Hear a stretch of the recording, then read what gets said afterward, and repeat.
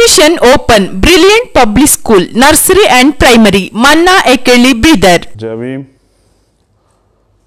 जय भारत, जय संविधान, जय भीम आर्मी, जय आजाद समाज पार्टी।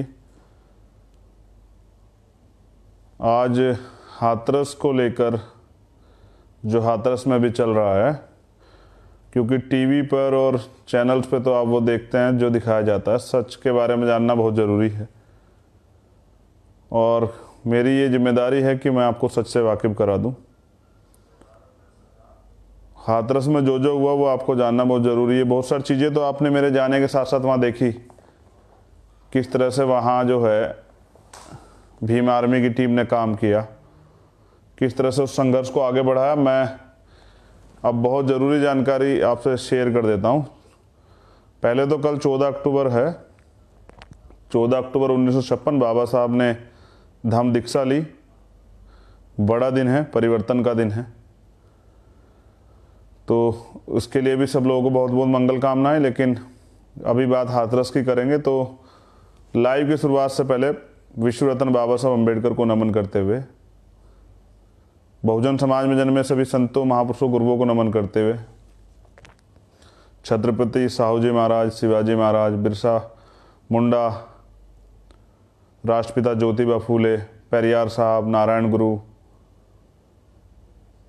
शहीद भगत सिंह, उधम सिंह, मेरे आदर्श, मेरे गुरु, बहुजन नायक मान्यवर साहब श्री काशीराम, भगवान वाल्मीकि महाराज, संत सतगुरु रविदास जी महाराज, गुरु नानक देव, संत कबीर, आप सभी के चरणों में नतमस्तक होते हुए पहले हाथरस पे बात करें।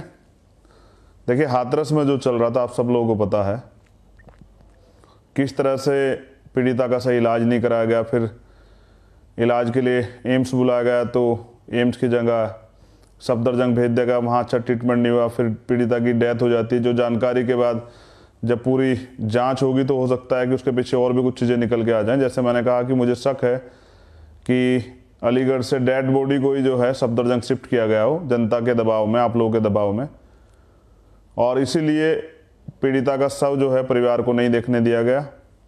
जिस तरह से मेरी मांग थी कि मेरी क्या समाज की मांग थी कि पोस्टमार्टम दोबारा हो पैनल द्वारा, तो उसमें यह भी साबित हो जाता कि पीड़िता की डेथ कब हुई, तो सरकार को पे बहुत सारे सवाल खड़े होते, इसलिए तरह तरह की चीज़ें करके चीज़ें खराब की गई। आधी रात में परिवार के बिना मर्जी के शव जला दिया गया। लेकिन उसी बीच ADG law and order Prashant Kumar का बयान आया था कि रेप नहीं हुआ, जबकि सुप्रीम कोर्ट की गाइडलाइन है कि वो ऐसी टिप्पणी कर ही नहीं सकते। दूसरी बात, ये कोर्ट तय करेगा हुआ है नहीं हुआ है।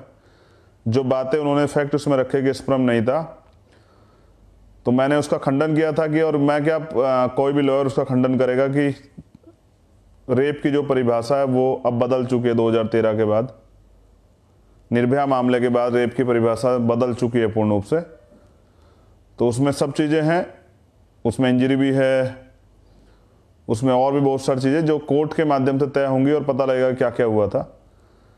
उसके बाद एक मीडिया ने परसेप्शन बनाना स्टार्ट किया। ये जो एडीजी लॉ एंड ऑर्डर का बयान था, ये भी जनभावनाओं को एक तरह से सहमति और असहमति बनाने के, लोगों के अंदर जो है लोगों को गुमराह करने के लिए मैसेज था कि लोगों में विरोध और आक्रोश जो चल रहा था पूरे देश में वो कम हो, लोगों को लगे कि ये झूठी घटना है और दलित इस तरह के काम ही करते हैं, हमेशा आरोप लगाते हैं।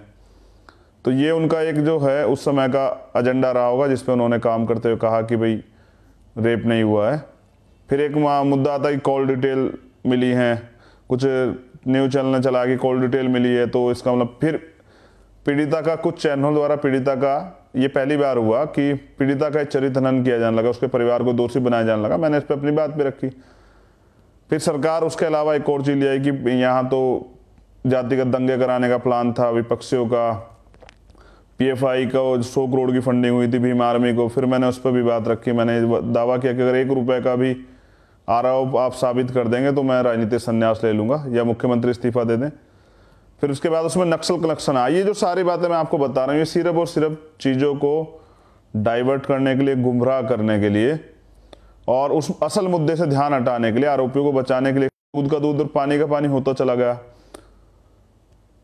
असल में क्या था कि सरकार बलि का बकरा ढूंढ रही थी, जो उन्होंने पहले सबीरपुर मामले में भी ढूंढा, 2 अप्रैल में भी ढूंढा। वो बलि के बकरे ढूंढे किसके ऊपर ये सारा आरोप बनकर सरकार जो है बच जाए और सरकार ये कहे कि देखिए ये सब चीज़ें जो हैं पहले से प्लांट थी, तैयार थी, सरकार के खिलाफ ऐसा माहौल बनाया जा रहा था।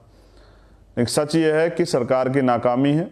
मैं और भी बहुत सारी बातें रखूँगा, लेकिन एक ज़रूरी सवाल जो मैंने आज किया है, मैंने मुख्यमंत्री को, उत्तर प्रदेश के मुख्यमंत्री को, ठाकुर अजय कुमार बिष्ट को एक पत्र लिखा है जिसमें मैंने उनसे सवाल किया है कि 2 घटनाओं का जिक्र किया है। जो एक घटना पहले हुई थी जिसमें मैं नाम नहीं लेना चाहता, लेकिन वो लखनऊ की घटना थी जिसमें जो काम करने वाले व्यक्ति थे वो एक एप्पल कंपनी में एक अधिकारी थे, रात में पुलिस द्वारा उनकी हत्या होती है।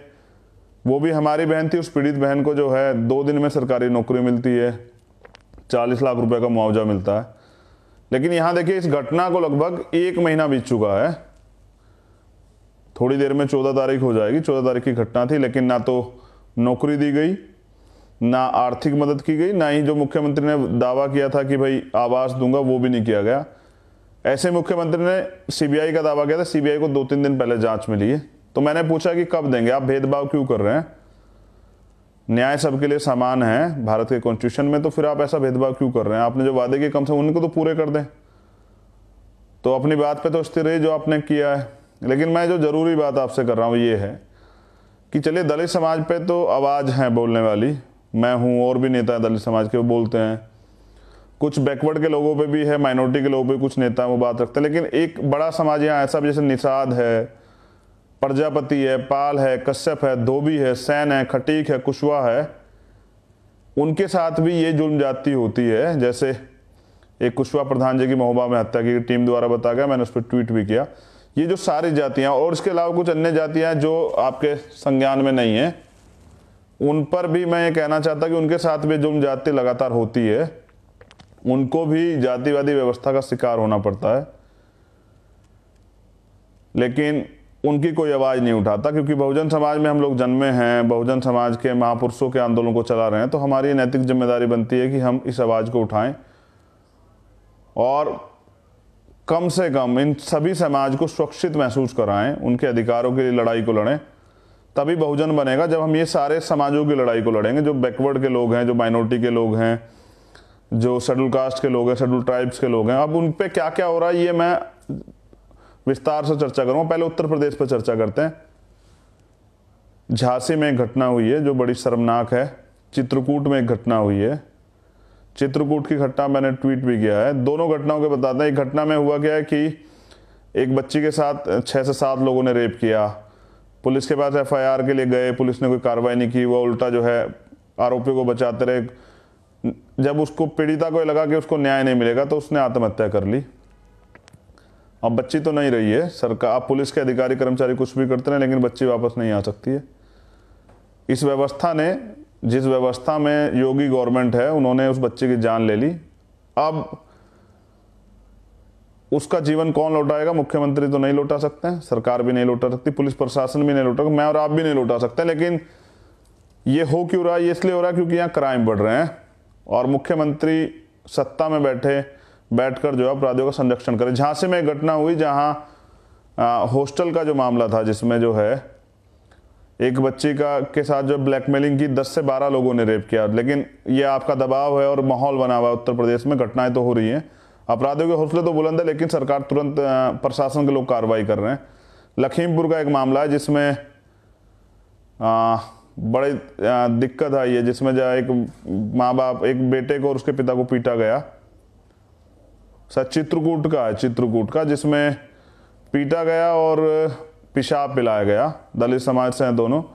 उन्होंने कुछ दिन पहले जिन आरोपी ने किया उनकी FIR भी कराने के लिए पुलिस से मदद मांगी, लेकिन पुलिस हाथ पे हाथ धर के सोचती रही।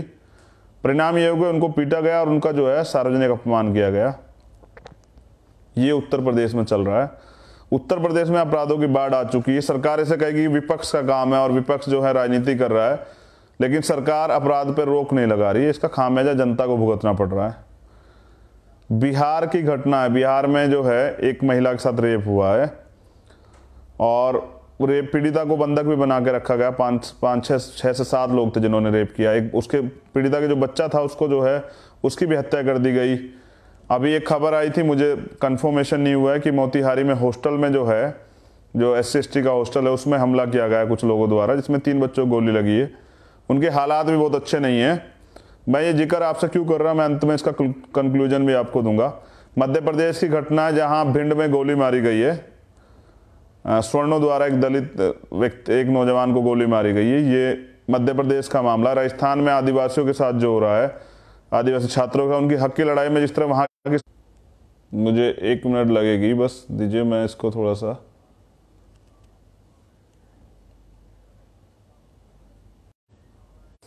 हाँ वो नेटवर्क की थोड़ी दिक्कत थी, तो दिक्कत आ रही थी। तो मुझे, जो मैं आपसे बात कर रहा था कि राजस्थान में जो मामला हुआ है, जो आदिवासी भाइयों के साथ है, जिसमें उनकी मांग के साथ जो है, मांग तो पूरी नहीं हुई, उनको बदले में उनको लाठी मिली है, उनको मुकदमे मिले हैं और बहुत सारे लोग जेल में हैं। ये राजस्थान का मामला। हरियाणा में लाडवा गांव में एक मामला हुआ है, उससे पहले भी 2-3 रेप के मामले हुए थे। झज्जर में एक लाडवा में एक हत्या की गई है। पुलिस के पास जो है पीड़ित परिवार ने अपील लगाई, लेकिन पुलिस ने कोई कार्रवाई नहीं की। बाद में उस पहले अपहरण हुआ था, फिर हत्या हुई।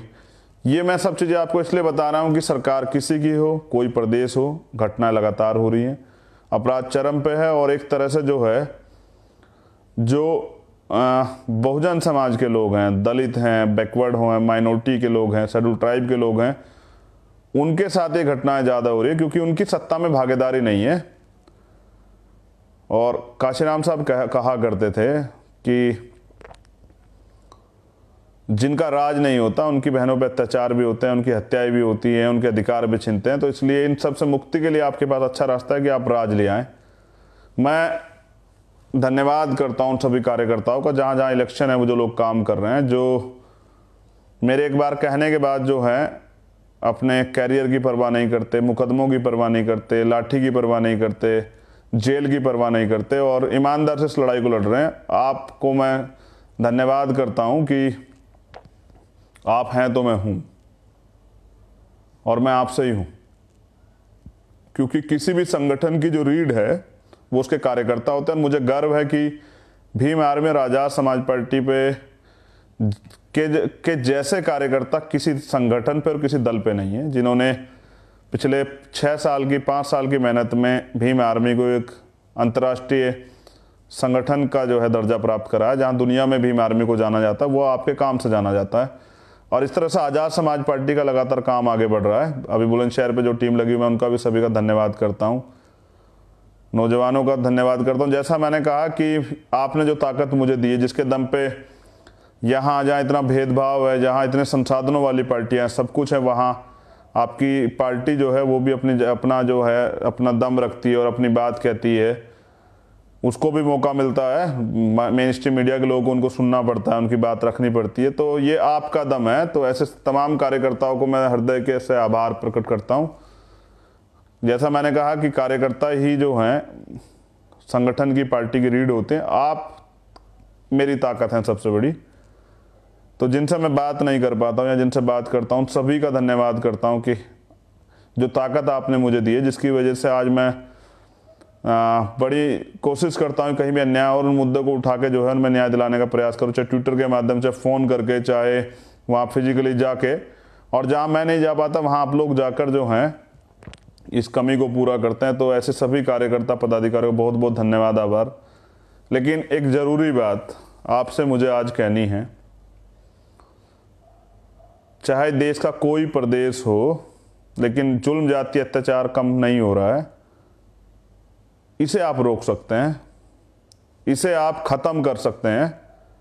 हम बाबा साहब डॉक्टर अंबेडकर जी की संतान हैं, उनका खून है।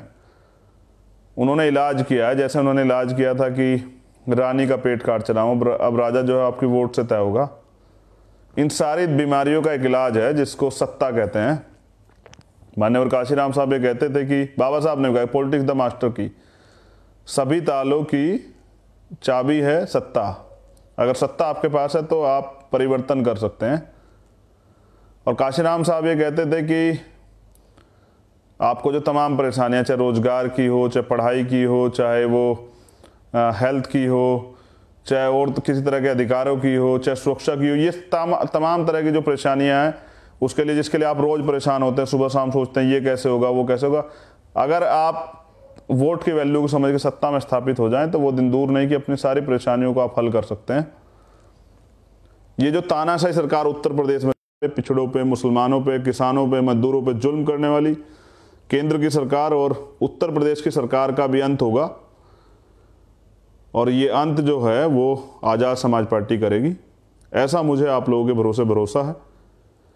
मेरा ये दृढ़ विश्वास है कि अगर आप ईमानदारी से और अपने लक्ष्य को, गौर से सुनिए, अपने लक्ष्य को, अपने गोल को आपस के विवाद में ना पड़ के, आपस के किसी तरह के लालच में ना पड़ के, किसी की बातों में ना आके, अगर आप अपने गोल पे लक्ष्य निर्धारित हो जाएं, आप अपने लक्ष्य को तय कर लें कि हमें उत्तर प्रदेश में सरकार बनानी है और हमें अन्य प्रदेशों में भी सरकार बनानी है और हमें देश में भी सरकार बनानी है, आप ये तय कर लें, आप लक्ष्य बना लें कि किसी भी कीमत पे हमें आपस की लड़ाई, आपस के किसी तरह के आपस के मुद्दों में ना पड़ के सिर्फ अपने गोल पे जो है, अपनी मछली की जैसे आंखें जो है अपनी मछली की तरह जैसे जो लक्ष्य होता है उस पर केंद्रित करनी है, तो मुझे ऐसा लगता है कि वो दिन दूर नहीं कि आप लोग सत्ता में होंगे, और जब आप लोग सत्ता में होंगे तो ये तमाम तरह की जो बीमारियां हैं इनका परमानेंट इलाज हो जाएगा।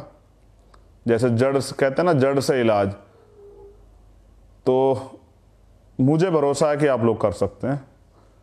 मुझे कल एक छोटी बहन ने पूछा तो कि आप युवाओं को क्या संदेश देना चाहते हैं। मेरा संदेश यही है कि आप मुझसे सीख सकते हैं कि अन्याय अत्याचार के खिलाफ कैसे लड़ना है, हक के लिए कैसे लड़ना है, किस तरह निडर होकर जो है बिना किसी स्वार्थ के समाज के को न्याय दिलाने के, समाज के अधिकार सुरक्षा करने के लिए हमें संघर्ष करना है, ये आप मुझसे सीख सकते हैं। किस तरह से आपको बहनों के स्वाभिमान की सुरक्षा करनी है, किस तरह से आपको बहनों के साथ कंधे से कंधे मिलाकर खड़े होकर उनको एहसास कराना कि वो अकेली नहीं, हम सब लोग उनके साथ हैं। तो मुझसे आप यही सीख सकते हैं किस तरह से आप छल कपट की, धन बल की राजनीति को त्याग कर ईमानदारी की, उद्देश्य की, मुद्दों की और अपने महापुरुषों के आंदोलन को आगे बढ़ाने की राजनीति को जिंदा रख सकते हैं। किस तरह से आप ना रुकते हुए, ना झुकते हुए, ना बिकते हुए इस समाज में जो है एक पहचान बना सकते हैं, ये आप मुझसे सीख सकते हैं। लेकिन मैंने जैसा कहा कि मुझे भरोसा है, जैसा भरोसा आपको मेरे ऊपर है ऐसे मुझे भरोसा आपके ऊपर है कि आप आने वाला कल हैं और आप इस देश में बहुजन समाज को दोबारा सत्ता में स्थापित करेंगे। माननीय काशीराम जी का सामाजिक परिवर्तन, आर्थिक मुक्ति का आंदोलन, बाबा साहब का जो सपना था कि बहुजन समाज शासक बने, उसको पूरा करेंगे। ऐसी मेरी बहुत बहुत मंगल कामना। मैं फिर सभी कार्यकर्ताओं का, पदाधिकारियों का, अपनी बहनों का, माताओं का आभार प्रकट करता हूँ। ऐसे ये प्यार और आशीर्वाद बना के रखिए और ऐसे ही संघर्ष करते रहिए। आप जान लीजिए कि एक सीधी लाइन में बात कही जाती है कि जितना मजबूत संघर्ष होगा, जितनी कुर्बानी होगी, उतनी सफलता होगी। तो इतनी शिद्दत से जो आपने आज तक काम किया है, इतनी मेहनत से जो आपने काम किया, इतनी ईमानदार से जो संघर्ष युवाओं ने किया है, उसको मैं सलाम करता हूँ। मेरा नीला सलाम आपको। मेहनत इतनी चुप्पी से करो कि सफलता शोर मचा दे। इसी बात के साथ मैं आपसे जो है आज के लाइव को ख़त्म करता हूँ। नज़र बना के रखिए सभी मामलों पे, क्योंकि सरकार आपको न्याय नहीं देगी। और अगर सवाल नहीं करेंगे तो मुझे लगता है कि अन्याय जो बढ़ रहा है वो और बढ़ जाएगा और न्याय की जो आवाज़ है वो दब जाएगी। तो सभी चीज़ों पर ध्यान बना के रखिए, मीडिया से लेके कोर्ट के ऑर्डर से लेके सब चीज़ों पर ध्यान बना के रखिए, क्योंकि अभी आप सत्ता में नहीं, जिस दिन आप सत्ता में होंगे मुझे लगता है कि फिर जुल्म, जाति, अन्याय जड़ से ख़त्म हो जाएगा। जय भीम, जय भारत, जय संविधान। और 14 अक्टूबर 1956 की जिसमें तथागत बाबा साहब ने, परम पूज्य बाबा साहब ने धम्म की दीक्षा ली थी, उसकी बहुत बहुत मंगल कामनाएं सभी लोगों को। जय भीम, जय भारत, जय संविधान, जय भीम आर्मी, जय आजाद समाज पार्टी।